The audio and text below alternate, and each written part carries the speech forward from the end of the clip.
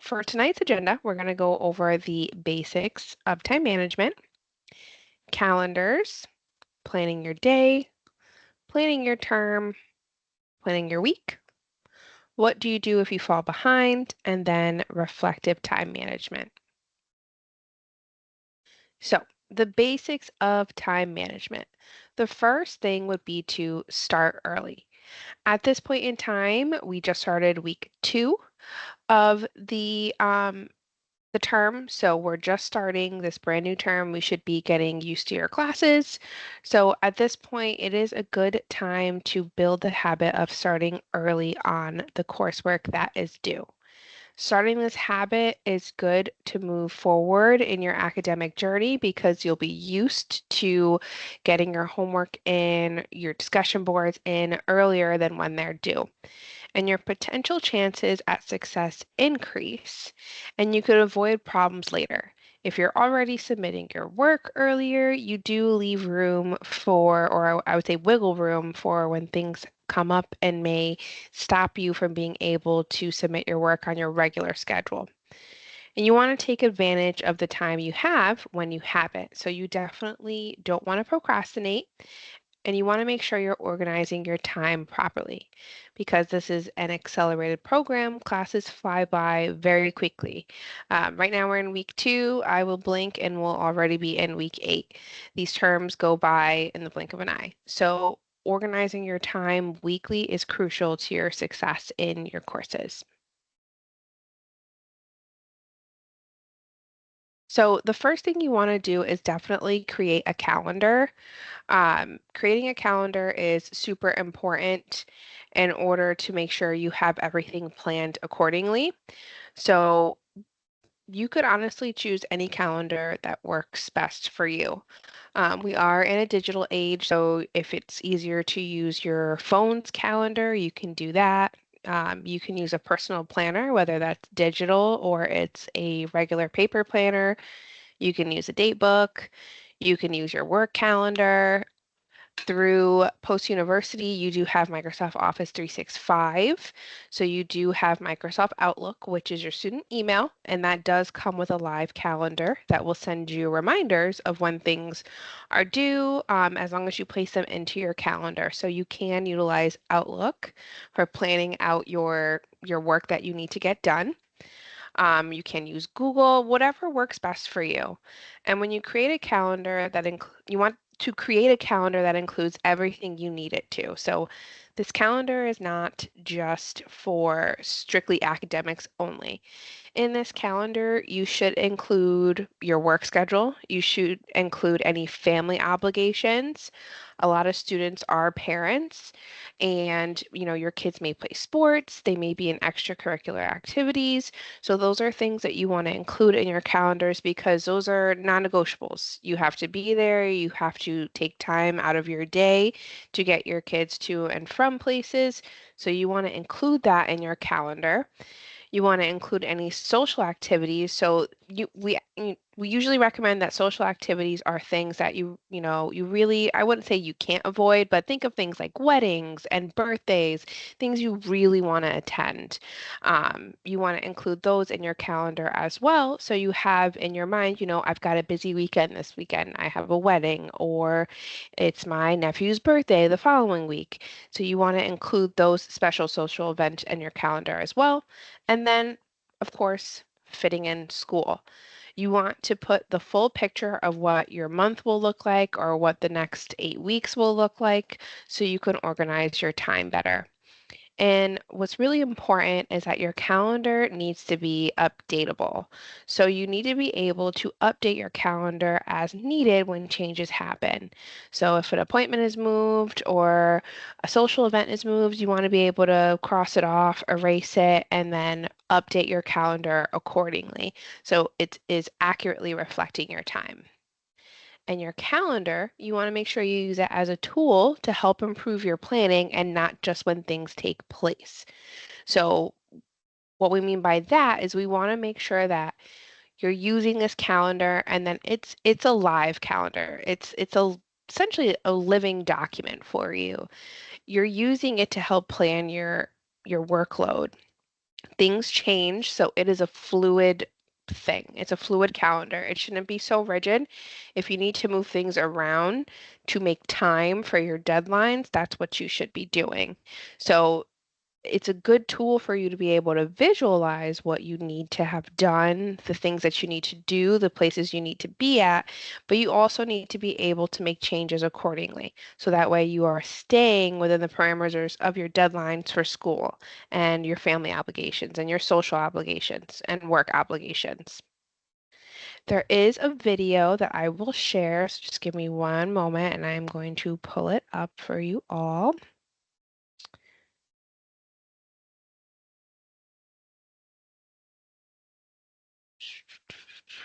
Be one month.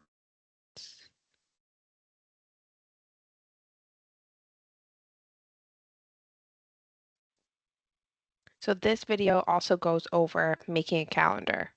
Going to review making a calendar for students to help them with better time management.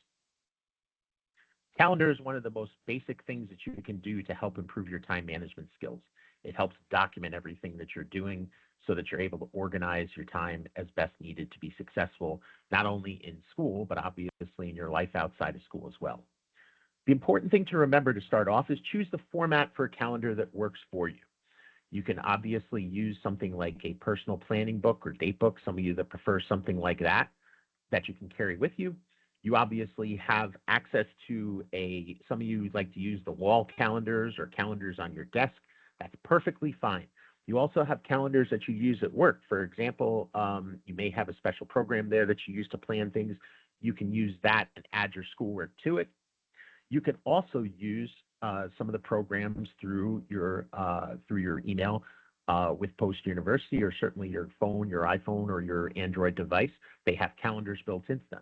Doesn't matter which program you use. The important thing to remember is that you want to use something that you're comfortable with. Create a calendar that includes everything you need it to do. Very important. You want to put in there things that are related to your work life, your family, any social events, and of course, school. Very important that you put everything in there, because if you end up keeping separate calendars for each thing, it's going to be very hard for you to sync them together so that you're able to know what's going on in one calendar versus another. So I recommend keeping everything together in one calendar that works for you functionally and also is something that's easy for you to update and switch things around it. You obviously want to make sure that as updates happen, you want to change your calendar as necessary.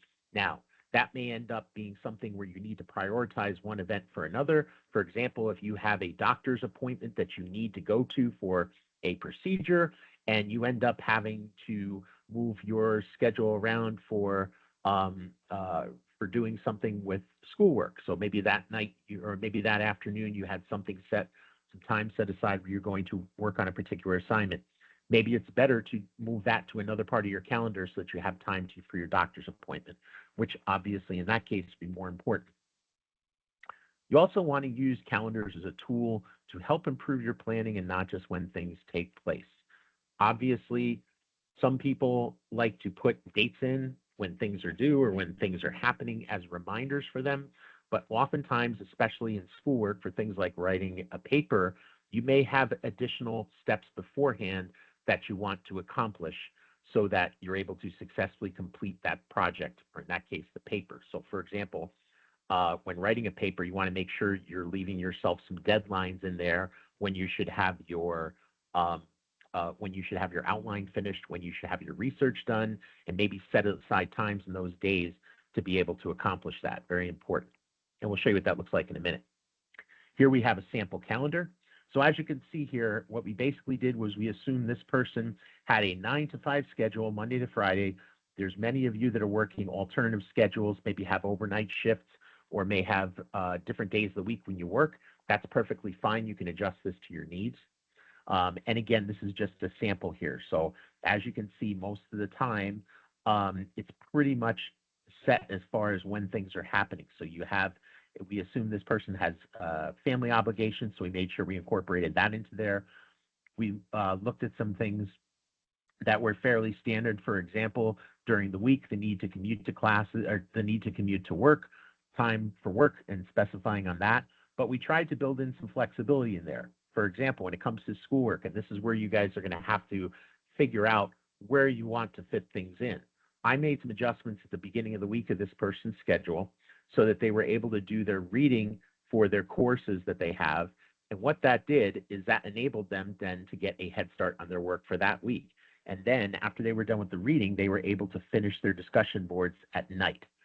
So that's very helpful for students. So what that allows the student to do is they have that section off for that time during the week to work on those things.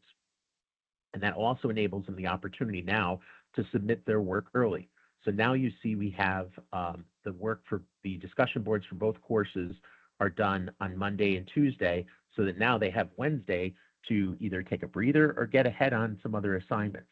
So you have that built into the schedule so that things are getting done a little bit earlier than necessary, which is good.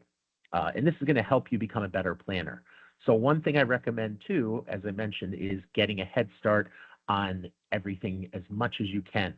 So as you see here, this student has submitted work for both of their courses on Saturday night, which is good. That's a day ahead of schedule.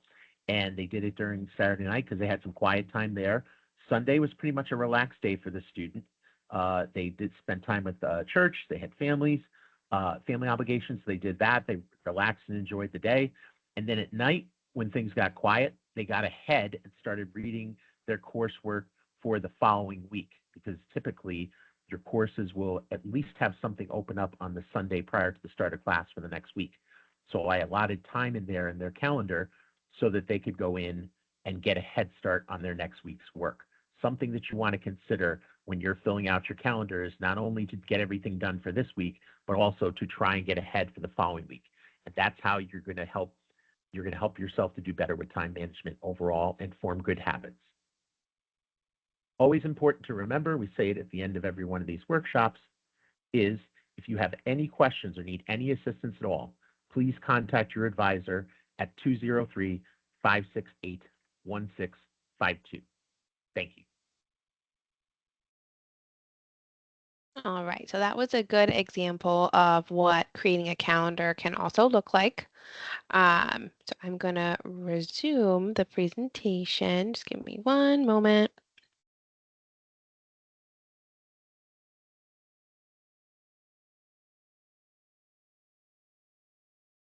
So with that being said, when it comes to planning your calendar, you also want to plan your day. So planning your day-to-day schedule is the most basic way to plan and build out your calendar. And just keep in mind when you are starting to build your calendar, it may be easier to kind of write down the activities that you do on a daily basis. And these activities you should always think of them as non-negotiable. Where do you need to be at? So include, your work schedule, include any appointments that you need to be at, include any things that your children are a part of, or things that you really cannot reschedule because they're a part of your daily life.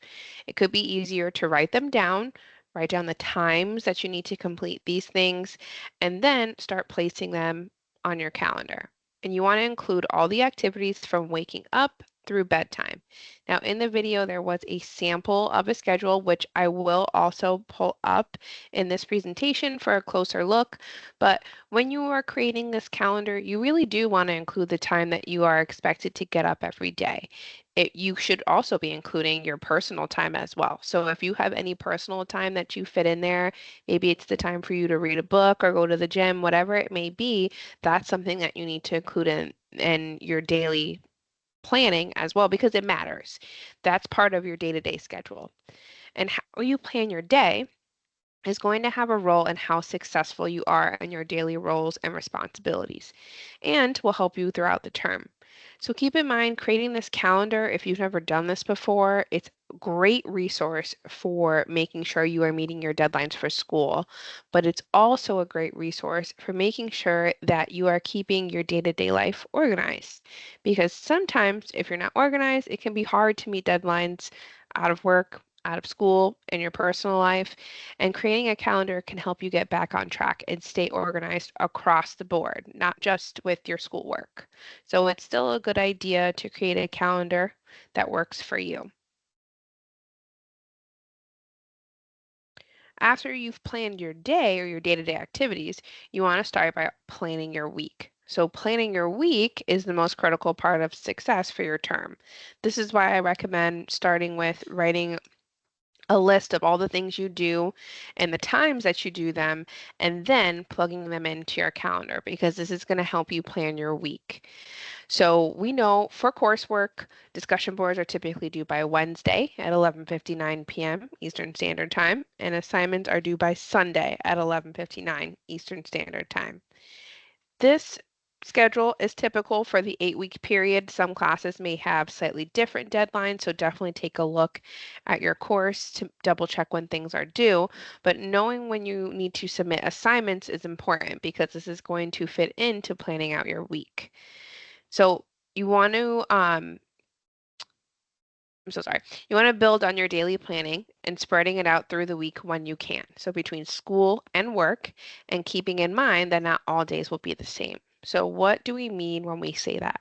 When you are planning out your week, keeping in mind the deadlines that you have, the deadlines for your work are just that. They are deadlines. They are the final down to the minute time you can submit your work where it can be received and considered for full credit and not considered for any late points. This is when you should last minute get your work in, but it's not the only time you can get your work in. You can always submit your discussion board on a Monday or a Tuesday, and you can always submit your assignments on a Friday or a Saturday. So, with that in mind, you can start to build your weekly plan by taking into account when do you have free time. If you have free time on a Monday, then you should consider submitting your discussion board on that Monday, especially if maybe that's your day off and maybe that's a time that your children are in an after school program for an hour or two. So you have an hour or two of free time you can use for you by doing your readings and resources and getting your discussion board in ahead of time. If you maybe have an hour lunch break 1 or 2 days out of the week, you can utilize that 1 hour lunch break to do readings and resources or some sort of coursework to help lighten your load. Those are just some examples of how you can take a look at your schedule and see where can you fit in getting some portion of your work done because it is not ideal to submit all your work at once. It's not helpful to do everything all in one sitting because that doesn't necessarily mean that you will be successful, or it means that you might not be submitting quality work because you're rushing to meet the deadline since you're waiting until the last minute. So breaking it up between the week is helpful with keeping you on time with your deadlines and preventing you from falling behind. And because all days won't look the same, that's why it's important to have that calendar because you can pick and choose when you have extra time to get something done. You can pick and choose what days you may not do coursework because it's simply just too busy for you personally between work, family, and possibly extracurriculars. The list goes on. The most important thing is you want to use slow times in the week to plan on getting ahead. Any slow time is helpful. Even 30 minutes is helpful. It helps carve a chunk out of the work that you need to do. So take a look at your schedule. Take a look at any time period that you have to yourself, any time periods where you have not much going on that maybe can you squeeze something in to help lighten your load. And if you can replicate building your week with success, it provides you with the greatest opportunity for planning successfully for the term. If your work schedule looks the same, the extracurriculars pretty much look the same, you can plan ahead weekly and utilize the schedule that you create so that way you are meeting your deadlines, you are meeting your coursework that you need to submit, in addition to also being present for all the other things that are going on in your life. And planning your term. So, thinking ahead, you want to do your best to get a head start and use backwards planning for bigger projects. The way you can do this is by utilizing your syllabus for your course. So every single class will have a syllabus, and the syllabus is located in the course information section of each class. So in the syllabus, it will have a breakdown of the next 8 weeks, and it will tell you how much work you have in each unit. Now, it's not going to have very clear instructions for every assignment that's listed. It's just going to show you the title of the things that will be due that week, and it will tell you how much is due. For example, if you look in your course syllabus in Unit 3, which is next week, it may say you have a discussion board, two journals, a quiz, and an assignment. So that's 5 things. But maybe in week 4, you only have a discussion board and a journal. That's 2 things. So your course syllabus can help you plan ahead for the 8-week term in terms of your workload, of what you can expect, of how many things you'll have to complete for that week. And that helps you plan accordingly to meet those deadlines and to make sure that you're setting enough time aside to complete what's needed. And you can use the course syllabus as well to list the end goal. So what's the end goal for each week? What's the end goal for each term? What's your goal grade? You can utilize the course syllabus, you can utilize your calendar and planning for the term to achieve that end goal. And you want to put each step you need to get there on the calendar.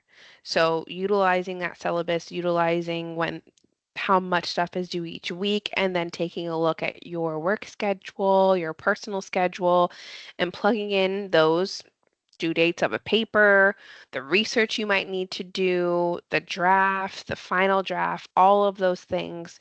You want to place them into your calendar to take a time out of your day to make sure you're meeting those. And again, you're going to see it starting early and leaving room for error and unforeseen circumstances.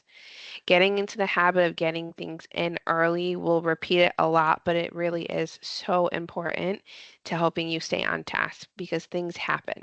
But if you are already starting early, you are already submitting things before the deadline, you're leaving extra room for error. An error can look like maybe you submitted the wrong assignment. Maybe you did not read the instructions properly and your instructor saw, and they're giving you an opportunity to resubmit it because it's not due yet. But they noticed that you didn't do it correctly, so they're giving you another opportunity. That is where that extra wiggle room comes to help you because now you still have time to get that assignment in and do it right with the feedback from the instructor. And then those unforeseen circumstances can be things that you can't control. So maybe someone was sick or you got sick. Maybe you had an unexpected work emergency that took more time out of your day. Maybe things were really crazy hectic and it screwed up your schedule, and now you have to make adjustments. Having that extra room, already mentally getting things in ahead of time before the deadline, gives you that extra room for those unforeseen circumstances. And you also don't want to forget to take busy weeks into account. The first bullet talks about midterms and finals. So we are in an 8-week term. Midterms week is every unit 4. Now, with that being said, for every class is different. When we talk about midterms week, it does not mean you will have a midterm exam. But for us, it means this is the halfway point of the 8-week term.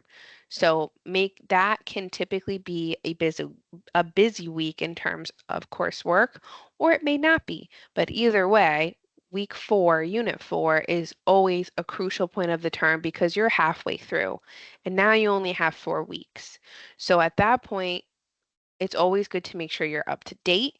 It's always good to make sure that you are on task. It's always good to make sure that you have the next 8 weeks planned out as best as you can, because now that you're halfway through, there's only 4 more weeks to get to that goal grade to make sure you're in a good place. And then we have finals week, which is always week 8. And week 8 can get a little hairy, especially when we go right into the next term. So this term started on August 26th, And we had a 1 week break. So that is typically not what happens. Typically, we go right into the next term, and that's going to happen after this term ends. So week 8 is typically a little bit shorter by a day or two in terms of the deadlines. And that's something that you do need to plan for because some classes will either close on a Friday or a Saturday, and you lose an extra day or two. So if you are already preparing for that in the upcoming weeks, making sure you are up to date with your assignments, that you're not missing anything, that you've planned for tutoring for that final week, that you know when the next term begins, that's super important because that final week is it's unfortunately it's slightly shorter. So taking those into account is crucial. And then also taking into account your busy weeks at work. So if you know, for example, let's just say tax accountants. If you're an accountant, you know tax season is crazy busy. And if you're taking classes during that time, you need to take into account your busy work season and also your coursework. What is that going to look like? If you know when your busy weeks at work are, shift your schedule around to reflect that. Plan ahead, ask your advisor when terms begin. If they already have you scheduled, ask the advisor, what kind of class is this? Are you familiar with the workload? We can ask questions we can answer questions like that. We can't give you, a full play-by-play or a course syllabus of an entire course, but we can let you know this course is content heavy. This course is heavy on the writing, X, Y, and Z to help you mentally prepare a little bit better for the possible workload that you might have. And then finally, you also want to include your social and family events that may take some of your time. And when we say social and family events, it's important to have that time for you. It's not always just work, work, work, and school, so school, school, school, but also take into account the non-negotiable social and family events that you need to go to. These are things that really matter to you. When we say social and family events, we're really not talking about going out every Friday or every weekend to hang out with your friends. We're talking about the things that stand out. So birthdays, weddings, family reunions, things that are very important that come here and there that you want to include on that list because you don't want to, you don't want to miss out on those special occasions. So taking that into account and placing that into your calendar is important as well. And this is that sample calendar. Again, I'm going to attempt to magnify the slide. I'll move it over just a little bit. So this is that sample schedule that Dave was talking about in the video that we watched. So this individual has detailed from 6 a.m. to 12 a.m. exactly what they do. At 6 a.m., they're including waking up, working out. They're including at 7 a.m. having breakfast and getting their kids ready for school. At 8 a.m., they're including their commute to work. That takes time out of their day.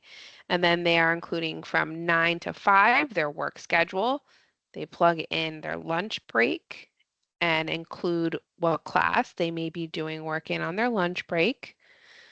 Included in here are things like soccer practice, when they have dinner with their family, helping kids with schoolwork, some personal things such as reading or family night, watching TV. Those are the things that you can include in your calendar, in your weekly schedule to keep you on track so that you're meeting your deadlines and meeting all the other obligations that you have on a weekly basis. And just keep in mind, this is just an example. Everyone's will look different. You don't have to, you don't have to wake up at 6 a.m. This is whenever you wake up. This is whatever you want it to look like. This is just an example of things that you should include because for this person, this is what matter to them. This is how they organize their day. But again, every calendar will look a little bit different. This is just an example of what you can do. But do whatever works for you. As long as you are meeting your deadlines, as long as you are leaving in extra room and getting things in early and making time for yourself and your family, that's what matters. So, how important is time management in your schoolwork? So, how many days you participate in your courses per week may correlate to your likelihood of success. Something that we advisors like to say a lot is we like to say early and often participation is the key. So when we say that, while we know the deadlines are Wednesday at 11:59 p.m. for discussion boards and Sunday 11:59 p.m. for the rest of your work, that doesn't mean you should only be going into your class 2 days a week. Ideally, you should be actively in your course. Now, keep in mind these are accelerated online classes. So the workload, it may seem like it's not a lot. It may seem like you only have to go to class or log into class twice a week, but in reality, you should be active in your course for quite a few hours a week. Because when we say active, we're talking about going in, logging in, and reviewing your readings and resources, taking notes, watching the videos, then getting, your discussion board in, and then you're replying to two other classmates, and then you're working on your assignments. So you should be actively in your class at least more than twice a week, ideally, because this is you're really absorbing the material that's being taught to you in this accelerated course. And this graph is also just to show you an example of a study that was done by the Baldrige School of Business. So what this will show is, oopsie, sorry. What this will show are students and how many days they pretty much participated in their class. So the blue portion are students that got a UF or an F in their course. And the orange portion are students that earned a D minus or higher. So a D minus or higher at the university, you are passing your class. So anyone in orange passed their course with a D minus or higher. So in this first block here, if you logged in or if a student had an average login day of 0 days a week, the blue portion of an under an F or an F is very high, and the orange portion is very small. So there's a higher percentage of students who failed their class because they logged in about 0 days over a 3 week period. The second block is students who logged in at least or participated at least one day over a 3 week period. So the UF under an F and the F portion is still very large. The orange portion does increase a bit, but the blue portion is what we're concerned about. There is more of a likelihood that you will not pass your class if you are just participating an average of one day a week. For 2 days a week, the blue portion does drop down significantly, but it's still pretty large. There's still a larger percentage here of students who failed or got an under an F, but the orange portion did increase. But just keep in mind this, this orange portion doesn't mean an A. It means anywhere from a D minus to an A. So you could very well pass your class with a D minus, but that's just passing. So that orange portion does include that.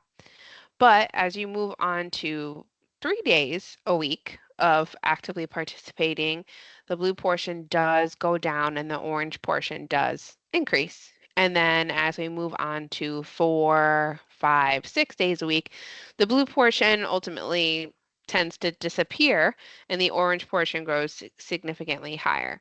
So this study does go to show that the amount of days that you are participating in your class, that you're engaging with the material, does reflect your possibility of passing your course.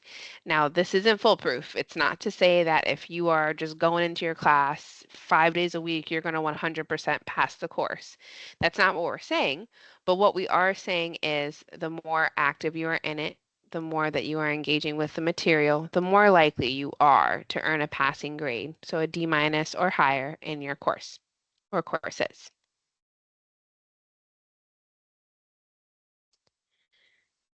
So, one part of time management is reflective time management. And what we mean by that is when you are taking your class and when you finish a course, you don't want to say, I did great or I'll just do better next time. So the I did great portion is someone who, maybe you did get a good grade, maybe you got a B or an A, and you're not too worried about your time management. And on the flip side, that I'll just do better next time is someone who may not have passed their class, or maybe they just barely passed with a D minus, or maybe they got a C and they're usually an A student. So these statements are, technically one is good and one is not so great, but you don't want to say those things because you want to reflect on your time management skills for that term. And you want to ask yourself if time management played a role in your grade. And it typically does. So if you got a bad grade, ask yourself whether or not you ran out of time. Did you miss things because you were in a rush? And that is part of why we say early and often participation is important.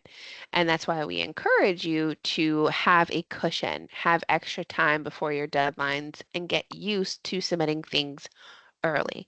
One, because it allows you to better plan your time. It allows you to really sit with what you need to do for the discussion board, what you need to read, and you're not in a rush. You're not rushing to meet this deadline. And when you're not rushing to meet a deadline, you are submitting quality work. And that's what we want you to do. Anyone can submit anything into Blackboard and call it a day. But just because you submit something doesn't mean that it's quality work, and it doesn't mean that you'll get full grade points because you need to make sure you did what the assignment is asking. And you don't want to be in a rush for that.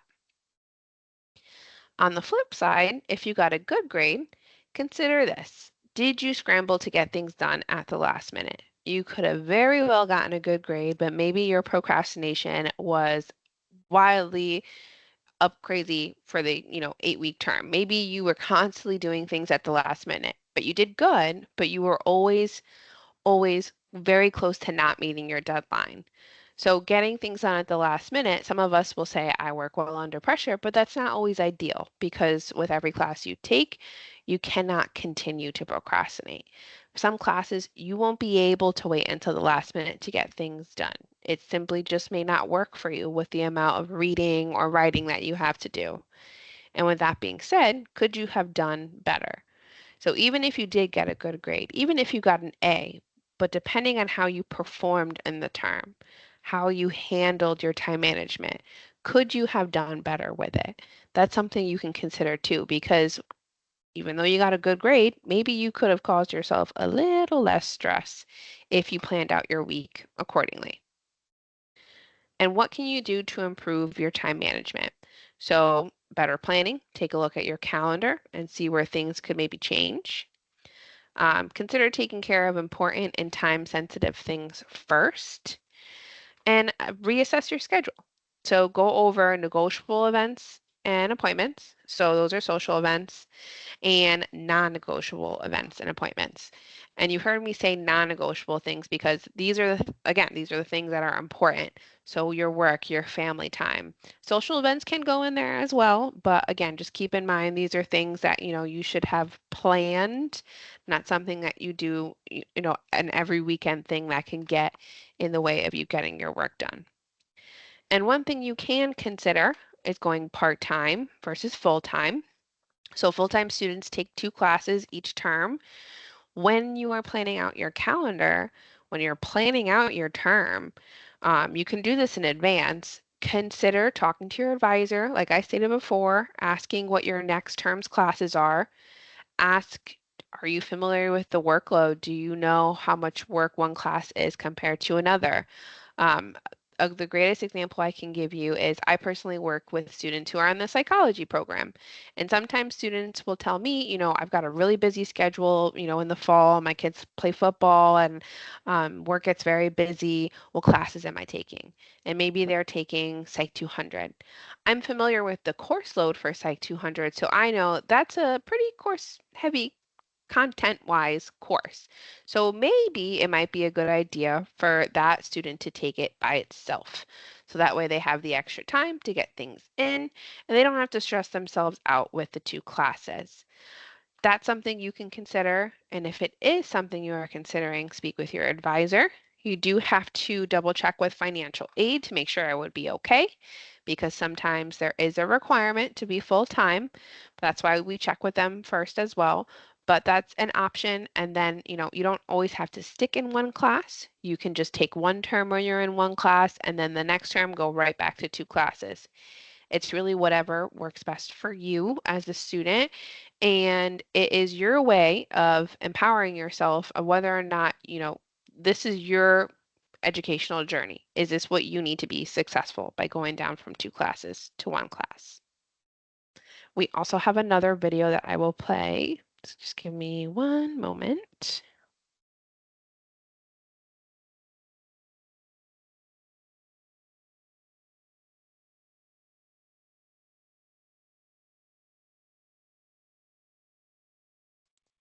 So this one is on reflective time management as Time well. management for students. Reflective time management is something that is not typically thought about by students, really. And it's a very important practice that you can get into that will help you become a better student and become better at time management, because what it does is it allows you the opportunity to basically grade yourself for how you did with time management on the previous term or the previous assignment or the previous week, however you want to break it out. It's going to help you take a look at what you did and see how you can make improvements. So, very important to remember, at the end of the course, don't just take your course grade and say, hey, I did great, or I'll just do better next time if you didn't do as good as you wanted to. You really want to start to ask yourself at the end of each course if time management played a role in your grade. And I'm going to tell you, more often than not, it usually does. So, how does that work? If you got a bad grade, some things you want to ask yourself, or even a grade that was good, but just not where you wanted it to be, did you run out of time to get the assignments done that you needed to get done? Okay. Did you miss things because you were in a rush? So was the work you were submitting something that really wasn't up to your typical standard or wasn't as good as it could have been, right?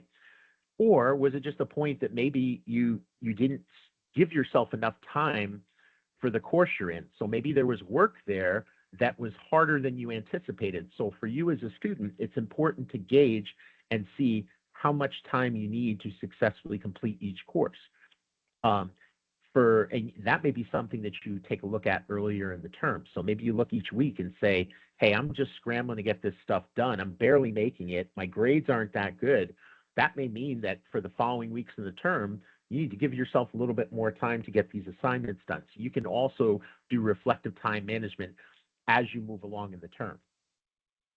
For good grades, did you scramble to get things done at the last minute? This is a very important thing. Somebody could be a very good student and getting good grades in a course, or maybe you were able to do a course that maybe you found a little bit easier and you were struggling to get stuff in on time.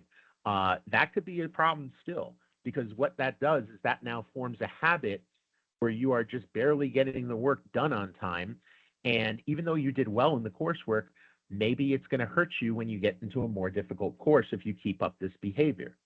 The other thing to think about is maybe you could have done better, right? Maybe you got a B plus and you're like, oh, great, I got a B plus. That's wonderful.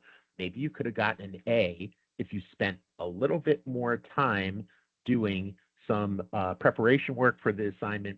Maybe if you had submitted the assignment earlier or had been prepared to submit it earlier and had a time to reread or reflect on things. This could have helped you out potentially and given you a better grade. So definitely something to think about there. Just because you got a good grade does not necessarily mean that you did a good job with time management, right?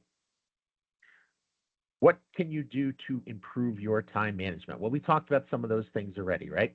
We talked about better planning, making sure you get in there and really create a good, solid calendar and a solid plan for your coursework. How are you going to accomplish getting the grade that you want in your courses? Do you need to spend more time there, right? Do you need to take care of the most important and time-sensitive things first in your schedule? Yes. So what you need to do there is start to think about, okay, you have things that you just have to do, right? You have things like work. You have things like spending time with your family. Maybe you have daily obligations that you just have to do, or important things that help keep your calendar on pace, like getting repairs done to your car or your health, right? Making sure you go to the doctors when you have to, things like that. So those are things that I call non-negotiable events. Those are things that you really can't change in your schedule. And some of those things are time sensitive, and some of those things are very important and have to get done right away. Then there's other things. There's things like negotiable events, right? There's social events. There's community work that you do, maybe things like that maybe something that's negotiable for you, right? So maybe, there's times with your family that you go to the movies. Maybe you don't have time for some of those, for some of your busier weeks to go to the movies. That's not to say don't spend time with your family. Maybe it's find other ways to spend time with them. Um, and also just kind of think about what things are most important to you. There's a lot of people that go to church and have religious events. Those may be something that's non negotiable for you. So you really have to determine what is most important in your life. Focus on those things first, and then start to figure out how you're going to fit schoolwork in there. Keeping in mind that you do have time sensitive things at school that need to be accomplished in the time that's allotted. And another final consideration for you too, you may want to look if you've done your reflective time management and you see that you just can't fit in everything that you have to, and you're just having a big problem with it, it may be a good idea for you to consider taking courses part-time versus full-time for your course load. This may ensure you have the best chance of success, at least temporarily. Some of you that are newer students may be in two classes, and it may be difficult for you to navigate two classes in your schedules. There may be some of you that are doing great at it. So you just need to figure out what that is. And then if you feel like maybe if you took a course off, you might have an easier time going only one course at a time to be able to be successful. That's something you need to speak with your advisor about, and something you need to talk to your financial aid team about as well. As we always like to say at the end of these workshops, very important, if you have any questions at any time. All right, so that was reflective time management, and then we will get back to the rest of the presentation.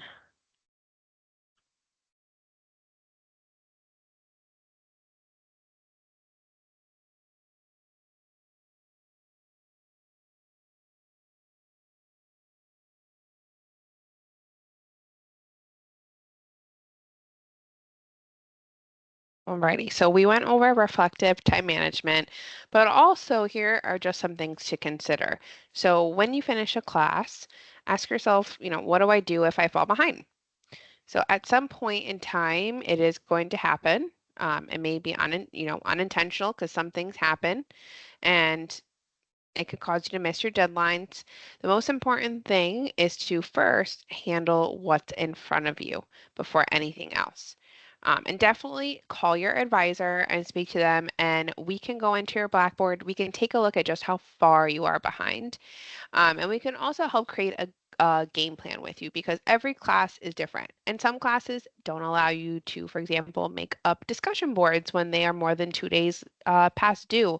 So, you may be thinking, oh, I'm just going to make up all my work. I know what's missing, but in reality, you may not be able to make up all of it. So that's why it's good for you to call your advisor, take a look at the late work policy for your class and review that with them if it's listed.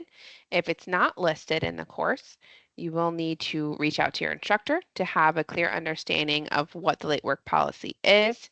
But in the meantime, your advisor can go over what you can start working on, which is typically the current week, and can connect you with maybe possibly any tutoring services, especially if you are struggling.